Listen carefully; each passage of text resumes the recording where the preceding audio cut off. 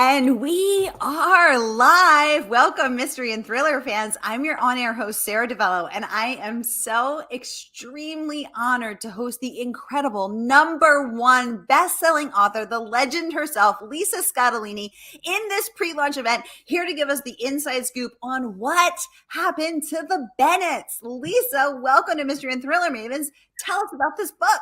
Sara, you are adorable. Thank you so much for this. This is so fun. I mean, it's just it's funny. I don't know what number book this is. It might be 33. I'm supposed to know, but it's so exciting. It's just exciting. I don't know what to tell you. Yay, exactly. But I'm very proud of this book because I think, well, the story in short is that a family is driving home one night after one of the kids, it's a field hockey game because I played field hockey, and not well. And they're driving home one night and then they're being tailgated. And then what happens is it turns into a carjacking, and the carjacking goes horribly, horribly wrong. And all of a sudden their life turns upside down, and there's a lot of twists and turns, so we won't reveal any spoilers, but they find themselves the next morning, and this is right away, so I'm not giving anything away. They find themselves in the Federal Witness Protection Program, and everything is turned upside down. And then there's twist after twist, which we can't reveal, but I think it's a pretty compelling book. I mean, I really try to write thrillers that have a top line plot that's really exciting and riveting, kind of. I mean, that's what I go for, as well as some depth. There has to be depth to it. There has to be a family in crisis and a guy who's the character the hero in this book. And you're really looking at too, what is a hero? What is a modern hero? Ooh, what is a modern hero? So that was your thought process while you were writing Jason. What is a modern hero? Right. Partly it was because I've, as I said, been doing this a long time. And during that time, law has changed a lot. Social mores have changed a lot. These are real upheavals in times. Like if you look, for example, 10 years ago, nobody could probably name a justice on the Supreme Court. Well, now everybody's got views. We have views now of the court. We have views of the FBI. We have views of the court system. We understand more about policing than we ever did. And you can't. So when you write today for people who read, and that means they're smart, you can't whitewash it or make it not realistic. It has to be really ring true. So you have to take all that into account. And for me, I say to myself, just lean into it. Don't be scared. Be not afraid. That just gives you opportunities for the individual to come to the fore, which is what I hope happens in this book. Oh, that is what happens in this book, Lisa, because I read this book and I was riveted. I have so many questions, and I know so many of us do too. And I see they're already pouring in. So I want to welcome everybody to the conversation. We're going to get right into it. So if you've been here before, you know how this works. It's hashtag Mystery Monday, because Mondays can be murder, which means you, our beloved mystery and thriller fans, get to ask this incredible author anything you want about her 33 books, about what happened to the Bennetts, about her writing process, about where those great ideas come from. Shavasana in yoga, you say? We got a lot to talk about. And I see questions already come in. Let's get to it. Annissa Joy, welcome to the conversation. Anissa's an amazing bookstagrammer, does a lot with friends in fiction. And Jenna Bush Hagar, welcome to the conversation. Great, how exciting. Susie Baldwin says, hi, Lisa, my book arrives today. Woo-hoo! Thank you, Susie. Well, woohoo. Oh, Bookstagrammer Courtney is here. She says, hello, and empowering beautiful women. Lisa, I've been a fan of yours for many years. This new book, I cannot wait to get my paws on it somehow. I can tell that thriller and crime genre is your go-to with writing books. So what is it about that genre that intrigues you to write about it? I'm totally and not so secretly fangirling here watching this live interview. Oh, thank you, Courtney. It's funny. That's really the most important question. And I ask myself that every day. Ooh. Because the last book I wrote Eternal, this historical fiction. But you know what? What I kind of learned is that thematically, it was no different from the thrillers. I'm always interested in justice. Now, why? You go, why? And the answer, I think, is something that I think, and sometimes people say, well, it's because you were a lawyer. And I'm like, no, it isn't. It has really nothing to do with it. You don't need to be a lawyer, right? You don't need to be a lawyer to have a view about what's just. What is just is a question that encompasses what's the right result, what's moral, what's good, what's fair. You know, we have notions of fairness. This is Ooh. a symmetrical notion. You do to me, I do to you. We treat you this way, we treat you this way. And so Mm. justice, I think, is something you can really go, well, what should really happen here? And so, like in the Bennetts, you sort of see he's trying to get justice. The law is getting in his way, which is a real irony. Mm. I used to think law led to justice. But really, I like to look at those parts where there's a disconnect, like law goes to here and then justice begins or thwarts justice, which is a much more, honestly, a modern view of what, unfortunately, what law has done lately. Ooh, I like the Ooh. idea of what of examining the space between law and justice. Lisa Right. Scottoline giving us so much to think about already. I cannot wait to get into this. Sharon is saying hello from Minnesota. Sharon, Sharon. always a pleasure to have you. Thank you so much for joining. Annissa saying, I will be getting up at 3 a.m. so I can listen to my Audible pre-order. Let Annissa, me say something about that, because tell us. this is some love. I love audiobooks, and Ooh. I am on Audible, and I can't get enough. And I want to say that the person who read this is Eduardo Ballerini. He is the so-called golden voice. He is that elite level of, and if you heard the audiobook of Eternal, he read the parts that were the male. And the female was read by Cassandra Campbell. But he's just unbelievable. Honestly, I'm so lucky to have him. I requested him. I say requested, but I begged for him. I was like begging my publisher, please get me Eduardo. I've listened to so many other books he read, but I love audiobooks, and I love to listen while I'm walking the dogs or just making breakfast. Sometimes the news gets a bit much. And I also love that I can control it. I love that I can listen to what I want when I want. So I am really, it's Annissa that said that. Annissa, I'm with you, girl. I love audiobooks. Ooh, and when you begged for Eduardo, did your publisher say, Lisa, here's some other options for you to consider, or did they just say Eduardo is what you get? Yes, No, ma'am. they said a while ago, they used to send me clips, and but I just always loved his audiobooks, like loved. And then I said, can I get him? And they say, well, we'll see, because he's super busy. And I just prayed a lot, and I live right, and I deserve them. And so I got him. Oh my gosh, I love it. You prayed and you live right. I love that. But he does an amazing job with this audiobook. He's amazing. Oh, I love that you listen to enough audiobooks to know which voice you like. You requested him and you got him. Well, I'm very lucky in this life. I mean, and I feel it really strongly. And Murder by the Book is the first place to tell you. I've been going there for 30 years. You end up truly having a relationship to the reader, not only to the score, which is an amazing one, but also to the reader. And your name means something. I think people call this a brand. I don't think of it that way, because I think it's integrity. I mean, when I was a lawyer, I wrote legal papers. They all have my signature. I warrant things. I took an oath. It's about my name and what it stands for. So when everything I produce, I'm quality control. I'm the writer, but I'm also the quality control department. So even though it's a different version, because it's certainly a performance. I mean, an amazing performance. It has to be first rate if it's going to have my name on it. That's how I always think for my readers. Well, now I've got to go listen to this golden voice from the elite level that is Eduardo. On my website, you'll be amazed. Ooh, okay. Annissa, get up at 3 a.m., listen to the golden voice, and report back, tickling your inner ear if you're enjoying that. Oh my God, it's amazing. Susie saying, I cannot wait to read this. Susie, let me tell you, it's a treat.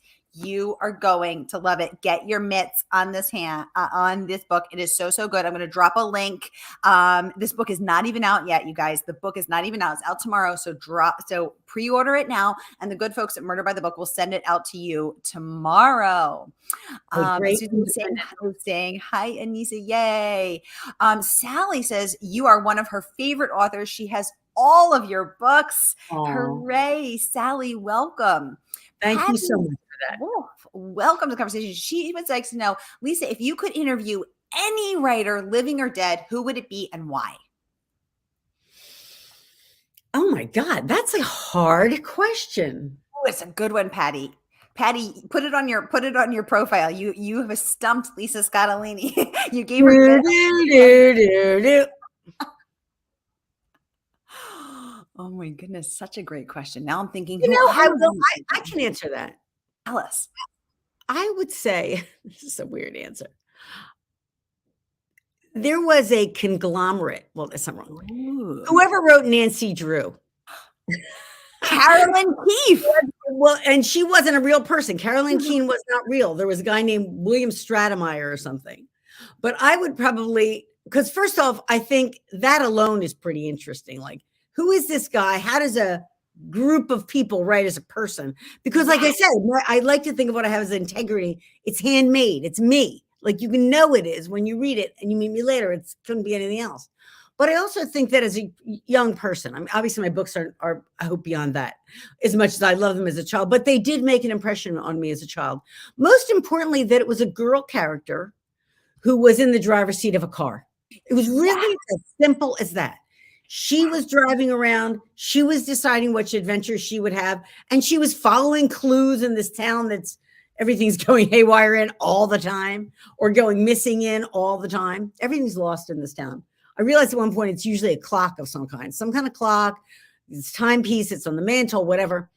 But I think that was really innovative in its time. When I got older, I realized that a lot of crime fiction, I started in the 1990s. There were still men in the main, it was just so male dominated. And I thought, why am I not seeing myself in these books? Why am I friends? And I think I started writing them, luckily got published after a lot of rejection. But I really think that I kind of got known early on for having really strong, independent, very ordinary women. And I think I owe a little of that to Nancy Drew's inspiration when I was little. I love that. I'm a Nancy Drew girl. I bet so many of us here grew up on Nancy Drew driving around in her blue convertible. Exactly. Her little blue roadster. Roadster. Oh my gosh. Anyone else here a Nancy Drew girl? I bet there are so many of us. The funny thing is my daughter has a blue convertible, which is like, I think it's like a 15-year-old car at this point. It's a VW. And every time I drive it, I feel like, look at me. Look at me. I'm Nancy Drew. I'm Nancy Drew. Oh my gosh, I love it. I love it. Annissa would like to know, are you a recovering lawyer, Lisa? I think you never recover. You never recover. It's like, if you had some blood-borne illness, it never really goes away. It's just dormant sometime. But I kind of love, and in truth, I loved being a lawyer. I mean, I really did. I just, for the reasons it makes great fiction. It's dramatic. I was a trial lawyer. You win, you lose, you have to make an argument. You get the other side's brief in, your heart sinks. And to a certain extent, I think the skills I had learned in law school. Like, here's a set of facts, pull out the ones that really matter, highlight them, and turn it into a narrative. The telling of a narrative is something that every lawyer does, even one who doesn't stand up to the jury. See it this way. See it this way is what you're trying to say. And that's the skill that I need every day when I sit down at my desk, which is right here. There is Lisa Scottoline's desk. There's where the magic happens. There's books in every room in this house, which is kind of great. Wow, to see the view of Lisa's desk. I mean, that is so cool to know that is where you cleaned it up for you. That's why I want to show it. Look at that beautiful thing. Look at that. I love that. Oh, I love that. What a treat to get to see your space. Thank you so much, Lisa. This is wonderful. You're too sweet. Maureen says, hi from Boston. Maureen, welcome to the conversation. So great to have you. Oh, Annissa would like to know, who was the hardest character to write in this book and why? So writing Jason, was it hard for you to write this family guy to get into the male brain? I mean, tell us about that. That's such a good question. Partly when I started, and as I said, there's a whole bunch of books. And I think for the first 20, I only wrote women. Because as I told you, it's a little secretly my mission, just have women in books doing things other than pouring coffee or being second banana. And then I started saying, well, you don't only have to write women. And even though I'm divorced twice, I don't really have my batting average is kind of bad with men. But I love men, and I was really close to my dad. So I think in answer to the question, this character, Jason, is a lot like my dad. I think I kind of channeled him for this. That's always kind of nice, because when you have an imagination, and your imagined connection brings him back to life to a certain extent. So, and I think what ends up happening is I think every character is hard in their own way, and in a good way. I'm not complaining, because everybody's flawed. He's not like super guy, super dad, superhero. In fact, when we talk about what is a hero, I kind of wanted to explore that. I love popular culture, and I go to all Marvel movies, because I go to other movies too. But I'm also looking at, like, why are we so, like, Coda is a wonderful movie. It will make this much money at the box office. But Superman, like Spider-Man, which I just saw, has makes like $500 million. Why is that? And what I say to myself, we are very interested in the limits of our personal power. What are my superpowers? What actually can I do? Can I get through this? And I have a sense that as times get harder, we want more superheroes. We want some more superpowers. Now, it may not be partly an escape, but I do think it's partly a way to sort of give ourselves a little pep talk. We can do this. Spider-Man's a really good example, because he's an ordinary guy who turns into, like, that really, in a way, isn't so different from Jason Bennett and what happened to the Bennetts. He finds himself in this awful crisis, life-changing crisis, which is the kind of thing that happens to people. We've just had a pandemic. We are still in a pandemic. And he basically has to, I just thought of this, but I think he basically has to find his superpowers. He has to find the strength within himself, as institutions fail him, to find a way out of it and start doing things he never did before, that don't come easily to him because the situation demands it. That quote about greatness. Some people are born great, and some people have it thrust upon them. He has it thrust upon him. And the question is, will he rise to the challenge? And will everybody else in his family? Ooh, Lisa Scottoline. Wow. Oh my gosh. Dropping gems, talking Marvel, talking Spider-Man. Wow. Oh my gosh. I am loving this conversation. Annissa, thank you for the great question. Sharon let us know she has pre-ordered it already from her center. Yay. Thank you. Another wonderful independent. Sally saying, I love audiobooks too. I can listen and knit at the same time. Yes, exactly. Yes, I'm a needle pointer, and that's what I love about it. It's just, you're completely transported into a novel, and you do whatever you want with your hands. You can clean your house, you can do the counters, whatever. Yay. Lido Girl saying, I am so excited to read your new book. I love all of your work. Lido Girl, thanks for joining us from YouTube. Richard also joining us from YouTube. Hi, Lisa. I can't wait to read your latest mystery. It's been a few years. I know, Rick. Rick, it has been a few years, and thank you for coming today. That is so cool. Sharon would like to know. So, Lisa, you referenced a few minutes ago that you did face some rejection, which I think is mind-blowing to all of us here today. Because as Sharon said, who the heck would turn Lisa Scottoline down? So tell us about that rejection part. Well, I think it's really good. And if anyone's listening who wants to write, I really want to encourage them. I'm not afraid to show you that, I got rejected a lot. Rejection's a part of life, honestly. And it's, you have to find a way to get through it. And my mother kind of was such a little feisty person at 4'11" and a little Italian lady. And she was always like, you'll show them. There was always some kind of way to prove yourself. And that works for me. I mean, everybody gets motivated by different things, but I was always like, I'm going to show them. And in truth, the more you get rejected, honestly, the better you get at it. I'm a big fan of practice. I think as soon as you get rejected a lot, we get rejected a couple of times, get rejected more, you learn it didn't kill you. It's really what you do next. It's the person who's afraid of rejection that is a problem, because they don't get to try. And life is about trying. Life is about throwing it on the wall. I mean, I always quote this rejection letter, but I'll never forget it. It was from a New York agent, and he said, we don't have time to take any more clients, and if we did, we wouldn't take you. And I still see that from time to time. And I saw him not too long ago at Book Expo, and he wanted to talk to me. I'm like, sorry, I'm a little busy. That's how petty I am. I'm really petty. Exactly. But, I think it's all valuable. And it really doesn't, if it doesn't kill you, it really does make you stronger. And you go, all right. And also I paid attention. I mean, I still read my reviews. I look online for Goodreads. I see what people are saying about what happened to the Bennetts. I want to know what people think. Happily, the reviews are really wonderful. But when I got rejections, I was like, what are they saying? There was one guy who said, you're really good. Keep at it. And I really took that literally. I was like, okay, that was nice of him. When I got published, I wrote him a letter and said, that's very nice of you. And I'm published. And probably because you were the only person who said something encouraging. An agent said that to you, Lisa? Yes. An agent in Philadelphia. Actually, I think his name was Schlesinger. Sadly, he's passed away now.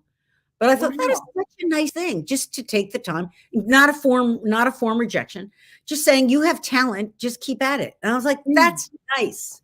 Just be nice. It's not hard. In stark contrast to the guy who said, we're not taking in new clients, and if we were, it wouldn't be you. Like, wow. It's the last laugh you want. If you want the last laugh, that's all you want. You got it, Lisa Scottoline. Girl, no doubt about that. Number 1 best-selling author here. Sharon saying Nancy Drew is one of my first memories of reading. Me too, Sharon. Such a treasured memory. And Annissa saying Nancy Drew. Yes, absolutely. So many of us Nancy Drew fans here. Sherry saying she got to read an arc from about what happened to the Bennetts. She got an arc of what happened to the Bennetts, and it is so great. Thank you, Sherry. Totally agree. I love that. An ARC, for people who don't know, is an advanced reading copy. And I love that because you sort of get an early feel of, what readers are thinking about it. And I love the era we live in. Yeah. I love that there's shows like this that people can write in and ask a question, say an opinion. I love that everybody can review. When I was coming along, you try to get a review in a newspaper. It was always hard to get. It only went to the cool kids or whatever, but the bottom line is now it's more democratic now. And honestly, the truth is careers are built on readers across the board. You have to make every reader, you have to make each one a believer. Frankly, I think you go, did they get their money's worth? If they felt good and they got their money's worth and they liked the book, they'll buy your next one. And that's what it should be. I'm very, very honored and very, very blessed that it takes 30 years to get here. But I'm really, really grateful for those readers. Rick Simon's one of them. Who I think I met him and his family on my first book. And now I've grow up.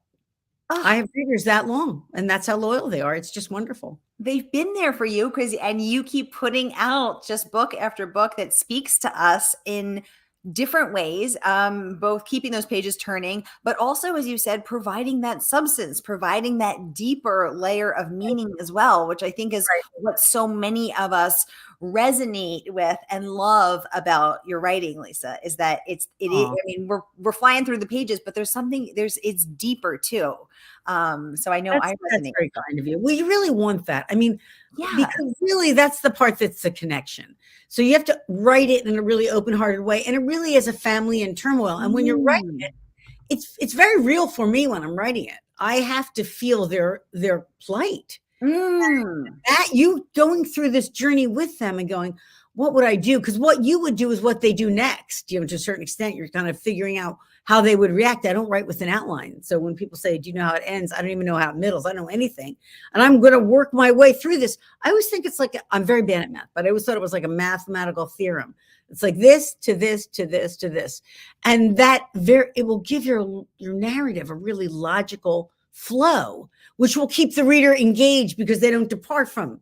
It's organic. So if I just tribute what this character would do next, then the reader will come along with it. They might not agree with the character, but they'll understand why the character does what he or she does.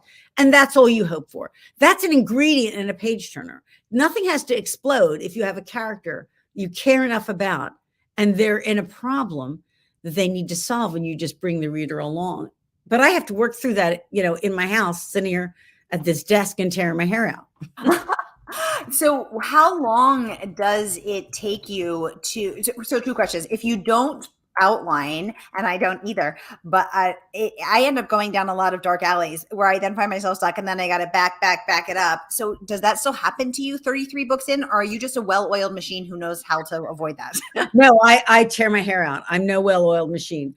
I never have, I think because I have to think really hard about what would happen next. And when I do that, I take a shower. It sounds weird, but I have to look away. You mentioned Shavasana. We both practice yoga. Sometimes in yoga, at the end, when there's a pose where you're just supposed to relax. And that's when I will say, okay, what's the next thing this character would do? And I kind of direct my thinking during that period. And I think because my body's relaxed and I just allow the ideas to come in, a lot of times it will give me what the character would do next. So I haven't had to back out yet. That'll probably happen now. But I think I've had to really, the characters will end up surprising you. You'll go, oh my God. Now that sounds corny, but it's really true. You go, well, that maybe he'll do that. Why doesn't he do that? And then he's going to learn something about himself, because if your life is like mine, you end up you're in situations, you go, oh, I didn't know I'd be in this. What have I gotten myself into now? Yes. You know, you've got to get out of it, and you got to figure out a way out of it, and you figure a way out of it. And how great is that? And that's just the struggle we're all engaged in over time of our lives. Yes. Oh my gosh. I love that. I love that. So relatable. Thank you. Susie saying, I read every Nancy Drew book. Susie, me too. She loved those. She still has them all. Lido Girl also saying Nancy Drew started her down the mystery road, right? We all started, and here we all are years later, united in our love of the genre. Joan, welcome to the conversation. She says, hi from Florida. I love your books, Lisa. Aww. Maureen, welcome to the conversation. She says, will you write another book about the Philly lawyers? I miss them. Wait, first off, Eagles represent. Thank you, Maureen. Nice. Fly, Eagles, fly. Yes, I miss those girls too, and they are going to come back. I just am writing right now. So What Happened to the Bennetts is out now. I'm working on a book called Sacred, which is about the rise of the mafia in Sicily in the 1800s. I think after that, I'm going to sneak in a Rosado because I miss them. You know, it's very interesting. And I loved writing those books, and I miss those characters, and I love them. But it was a different, when you write about characters over time, like they got older, they got married, they had a baby, you know, it was really, really great to do. But that is a different question than like What Happened to the Bennetts, where you meet them on page 1, and by page 350, they're done. So I kind of love mixing it up, and I feel really, really lucky in readers like Maureen, who will ask about that and hopefully, you know, come to both. Look, I'd only written thrillers until I wrote Eternal, which was a historical. And a lot of people said, I know I don't like historicals, but I like you, so I'll read it. And then they liked it. And I'm like, I know. This is how it works. You know, we all expand our horizons because, as I say, they're thematically the same thing. Thematically, it's about love and justice and family. It doesn't matter whether you set it in Mussolini's time in Rome or you set it in modern day Delaware and Pennsylvania and Philly, where the Bennetts is set. I love that. Maureen, thank you for the great question. And you're so right, because the topics that you're wrestling with and the story that you're putting out on the page, the vessel may change, but the heart, the soul remains the same. And that's all you need. That is a great way. The vessel changes. That's all that changes. Well, I am loving this conversation. Thank you all for your wonderful questions. Ooh, Lynn wants to know, is Boone okay? She hopes so. Tell us about Boone. What's going on?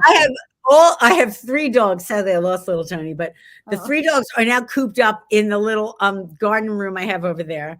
And Boone, these dogs are Cavalier King Charles Spaniels, and I love them like crazy. But Boone is on a campaign to get on every one of my books because he's in the author photo. So people will know what I'm talking about. Look at this dog. Oh my gosh, sweet little Boone. Look at his little 1 minute that he was good.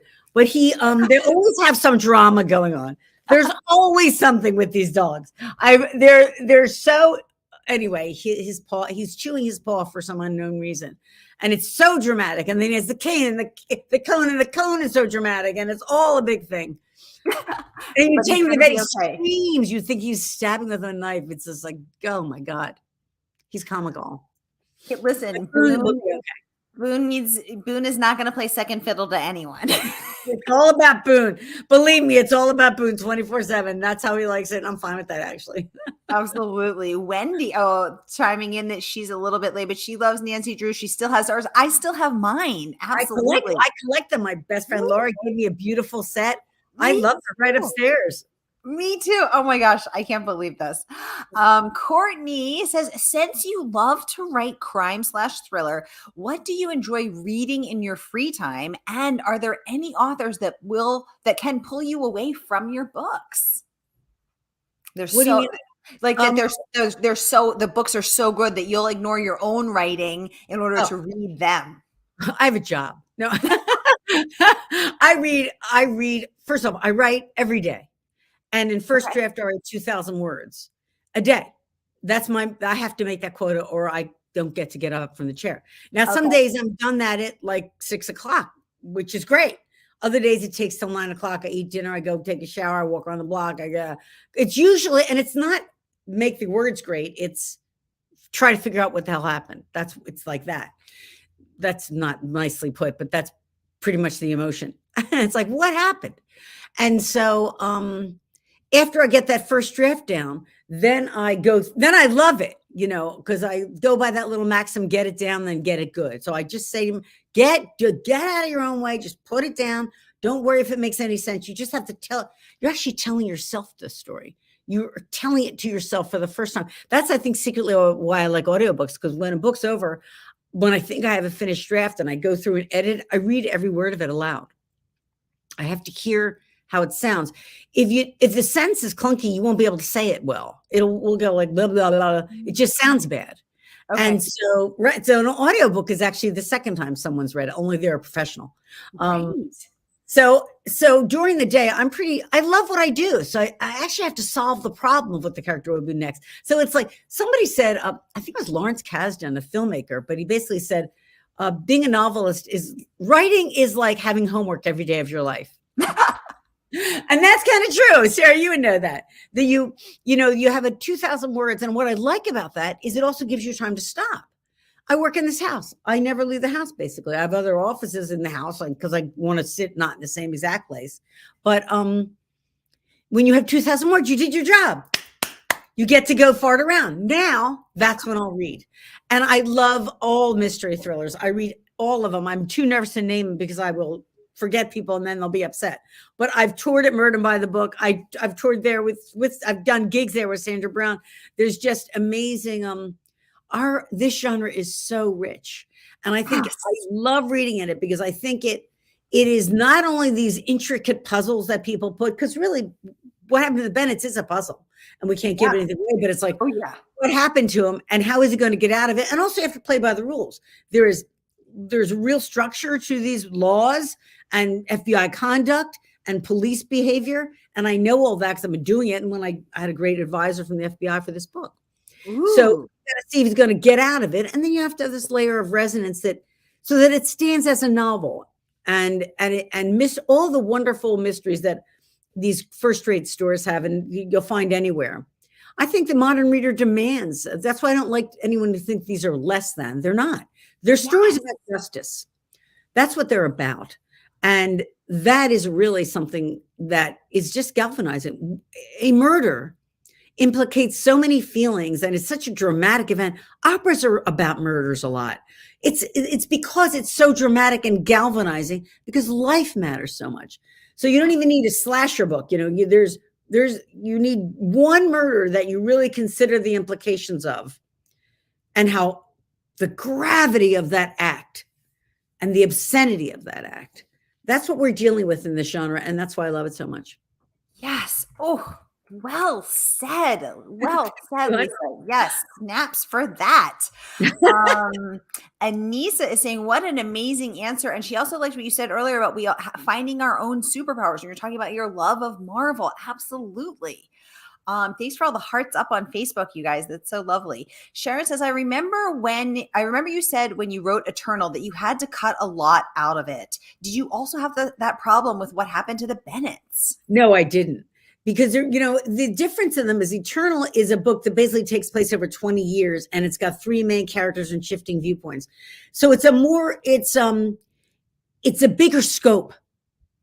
And what I loved, and it was so great. That's what's so great. It's so great about this country and about you readers because they support book to book. So I was like, well, a little bit, you know, I'm a little bit of a junkie of salt and sweet. I'm like one of those people.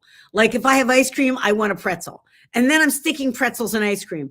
And before long, you know, like I'm lost. Like I'm lost. And I feel like a little bit this was like that in terms of writing because Eternal was so big. And I said, wow, this is kind of fun now to just really make a narrow scope. Doesn't mean it's a smaller story. It doesn't mean it's a less significant story. It just means that its scope is narrower. So it's from Jason's point of view. And I actually am a huge fan of that because we only, to a certain extent, have our own point of view. Like if there's somebody right now, God forbid, I live alone. But if someone's breaking in, all the dogs that are useless anyway are locked in the room. And if someone's breaking into my house, we don't know it. Like I don't know that's happening. So I feel fine. I'm all calm.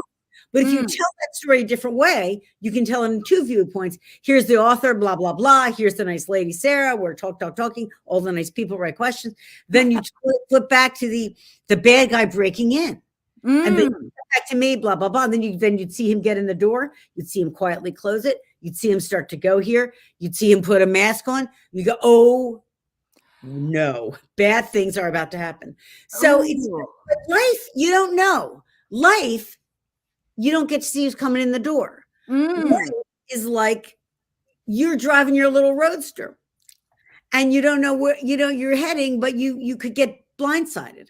And I like that kind of thing in a book. So that's really what's happening in the Bennetts. In fact, it sounds literal. I didn't realize that till this moment, but they are driving and they do get carjacked. And to a certain extent, they're blindsided literally and figuratively. And their whole life is upended. Yeah. Oh, yeah. Upended. Yes. Yeah. Turned upside down and shaken by the ankles. It's right. You torture those poor Bennetts, Lisa Scottoline. Life does. Life tortures us all. We just have to come out of it and write the end. Yes, exactly. Susie would like to know, has there been any interest from Hollywood to produce any of your wonderful books? Oh, that's so nice. I do get buzzed. I do get optioned from time to time and they show interest and that would be great. I think I would love it because I think it would be, honestly, because I think it would bring people to the books because I'm the book girl. There they all are. And I love that I get to be in my house and write a story that comes to my mind and fills my heart and soul and then write it. And nobody really tells me how to do that. And I kind of like it that way. It's really, I have a wonderful editor. So when I'm done it, I'll send it to him and he'll make comments. And I think his comments are terrific. But I really like that I have basically 100% control over what goes into this product. So it's exactly the way I want it, down to picking the audiobook reader. Right. And that, I'm not sure that would happen if it were produced otherwise. So I'm very happy with what I have. I'm very blessed and lucky to have it. If Hollywood is fallen, great, but I'm doing just fine.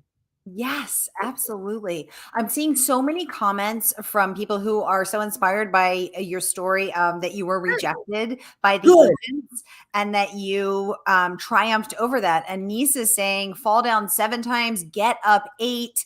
That's so true. She pities the fool who rejected you. I pity the fool who rejected you. I remember that. Susan saying the agent deserved it to be ignored by you. And now that you're at the epitome #1 best-selling author status. Absolutely. And I really resonate with that story too. It's so inspiring. So thank you for sharing that with us. Wendy saying she loved getting ARCs while she worked at Borders many years ago. Yeah, ARCs are the best because they're so, I like that they're imperfect and that there's a limited amount of them. So I'm thrilled to share that I will be giving away 1 ARC of What Happened to the Bennetts in my Mystery and Thriller Mavens group. So if anybody wants an ARC, come join the group. And that is, I will say to you, that's a valuable thing because I only have 1. I only got 1. So I got 2. Oh, I'm jealous. And I'm going to share and I'm going to give away a copy of Lisa's amazing daughter. We're getting wow faces from Facebook. The wow. Thank you for the wow emoji. Lisa's amazing daughter, Ghost of Harvard. So I bought a couple copies of that when it came out in hardcover because we vote with our wallets. So I'm also going Thank you to for that. include her book, and we'll do a nice little giveaway. So everybody head That's over. really nice of you, Sarah. Thank you. And Francesca would thank you too. And I will say that it was nominated by International Thriller Writers for Best Debut Novel.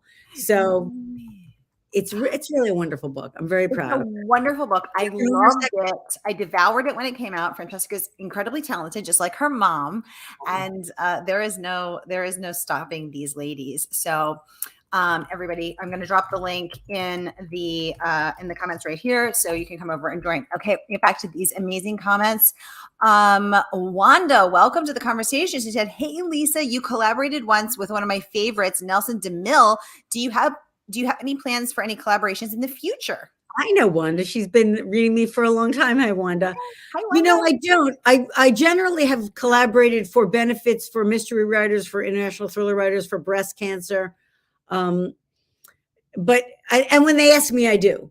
But lately I haven't been asked, which is fine because it's not always easy. But Nelson was one of my favorite because Nelson DeMille is a wonderful guy, and a great author. And I had been a fan before I met him, and it was so great to write a story with him. And I think as I remember, I wrote Benny Rosado and he wrote John Corey as his great character. And it was really great for that. Like, my girl, is she going to fall in love with his character? And we just had such a hoot with it. So, and it was for a good cause. So I was really happy to do it. Thank you for that great question, Wanda. Wendy would like to know, Lisa, do you have any involvement in the cover design of your books? Yeah, tell us about Yes, well, I'm very, very lucky. I mean, I love Turnout. And that is right. I mean, yes, the answer is yes. And they're terrifically collaborative. So they'll say, do you have any ideas? I try to come up with an idea just because you should be helpful as an author, but I don't ever have anything that's that great an idea. For this, I just thought I was feeling water, because there's a real, setting matters in novels. And it's not just window dressing. You want, as I was saying before, you want everything to reinforce story and character. So, for example, here's Jason. And I have him as a character. He's grew up in Pennsylvania, where I live, on a farm, which I live on. And so he's from Hershey, Pennsylvania, and he's he relates to land. When he is moved in witness protection, they take him to Delaware on the near salt marshes. And there are tides, and literally the ground underneath his feet is shifting, and there's water everywhere. And I wanted to enhance his sense of dislocation. I wanted to underline for the reader, he doesn't know where he is.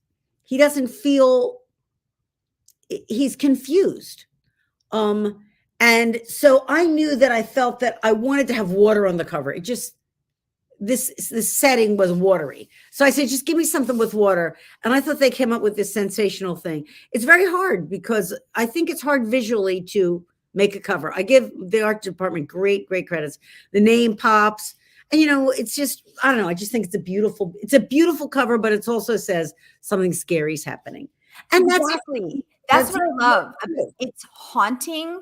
It's visually beautiful, but you also know something scary and disquieting, and it's not a bucolic ocean where you're feeling peaceful. There's something scary about that. I absolutely love it. Right.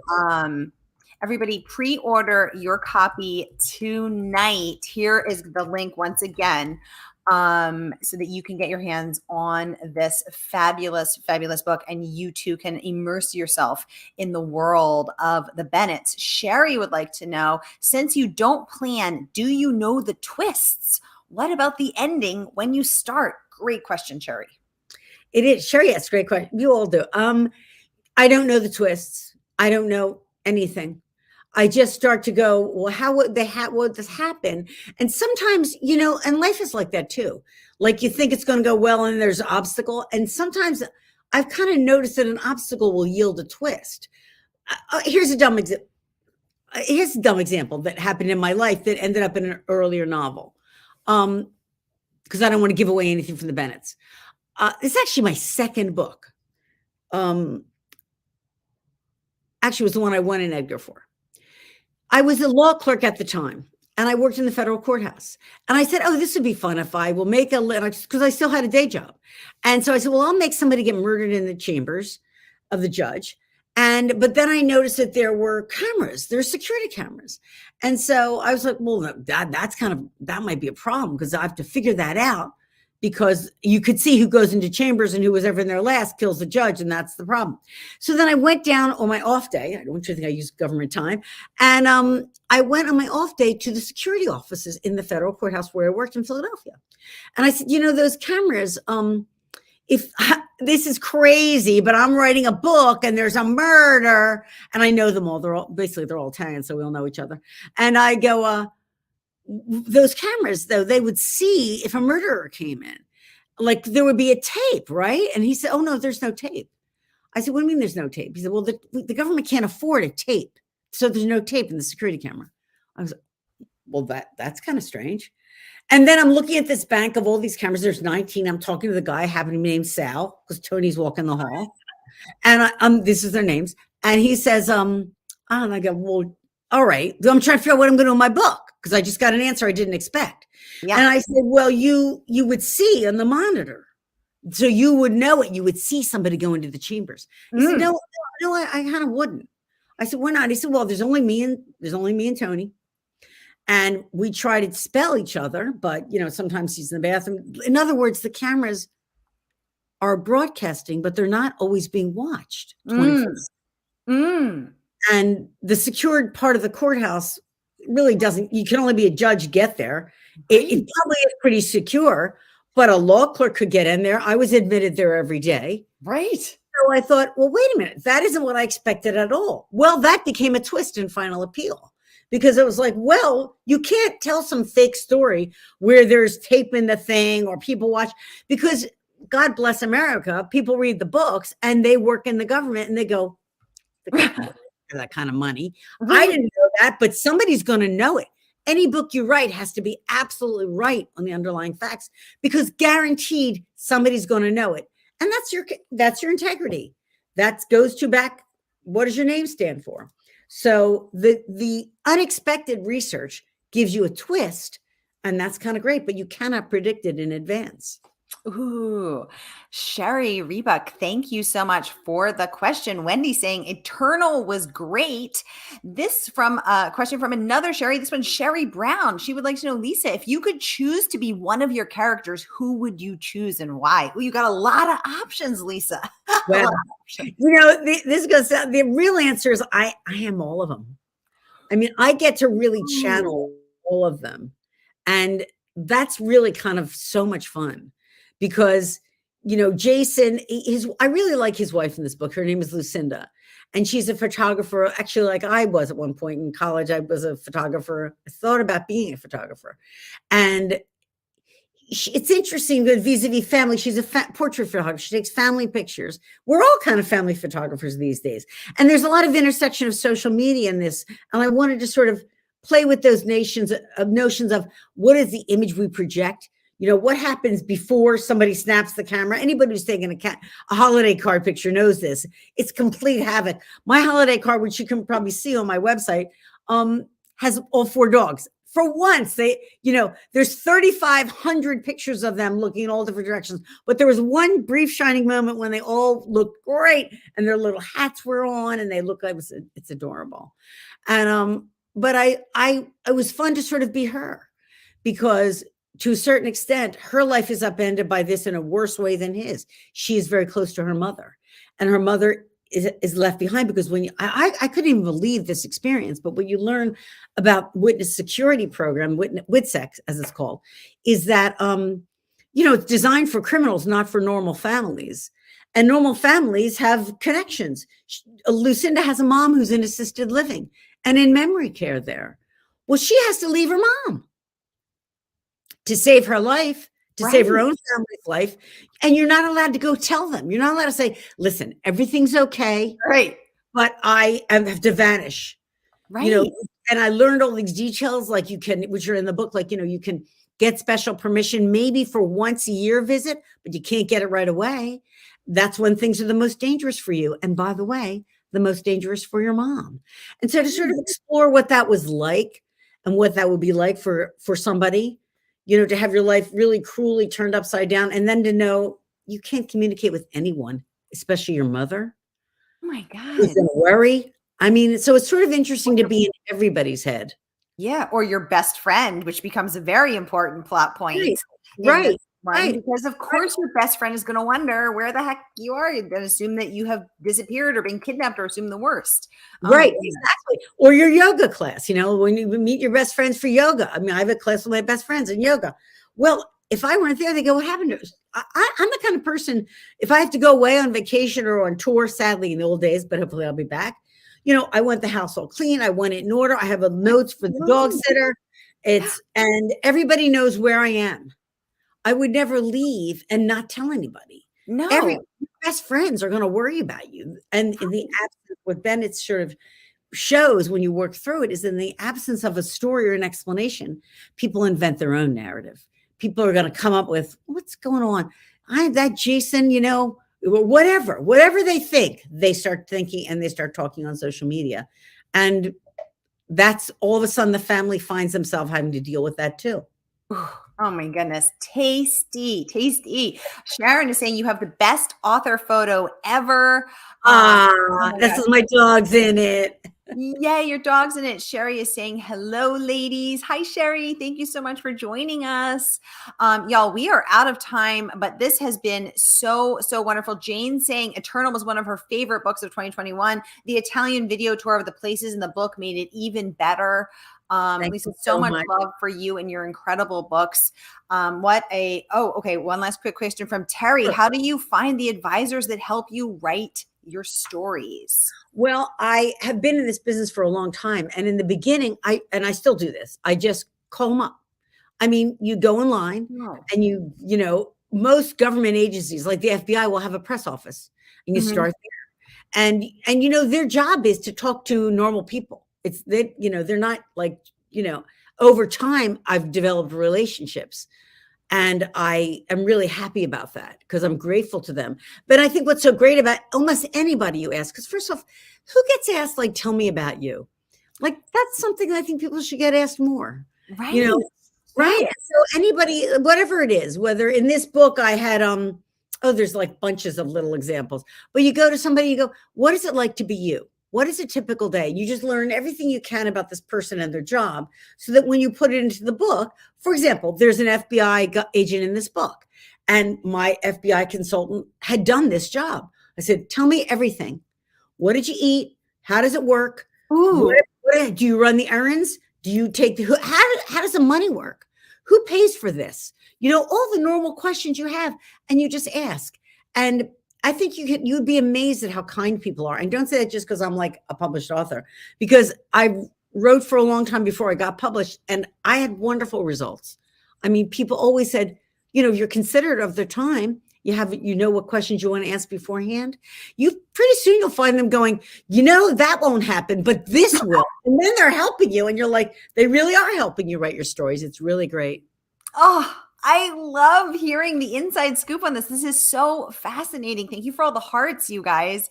Wendy is saying, thank you so much for going over the cover, going over how the cover was made. She was fascinated. She thinks it's a great cover. Susie saying she loved Ghosts of Harvard. She couldn't put it down. Susie, it was so good, right? I'll tell Uh, Francesca. She'll love that. Another Sherry is saying all your books, we have 3 Sherrys that have counted so far, would make terrific movies, especially Eternal. The Philly Lady Lawyers books would make a great mini series. She missed seeing you in person at Murder by the Book and your chocolate bars. Courtney saying she just wants to be your best friend or at least your dog walker. Oh, Oh my gosh. Well, what a you perfect guys note are to so end on. sweet. Thank you so much for this. Oh my Sarah, gosh. I really appreciate it. This Lisa, is it has been such a pleasure and an honor to host you. You are amazing. I love your energy. I love your thought and your care and your intention. Everybody, grab the book tonight, and you will It will be shipped out to you tomorrow, and you are going to love this book as much as we are. Lisa, you are amazing. You write from the heart, and we all feel that. Thank you, thank you, thank you. And please come back and talk with us next time. Thank you for this. Thank you, everybody. And thank you, Murder by the Book. It's one of the best independent bookstores in the whole damn country. And I'm just so proud to support them. And I really appreciate their support of me. Yay. Well, thank you so much. Sharon predicting that this book will be huge. Y'all, that's a wrap. I'll be back at the top of the hour with Edwin Hill. Stay tuned. Lisa Scottoline, come back and talk to us next time. Anytime, girl. Okay. Good night, everybody.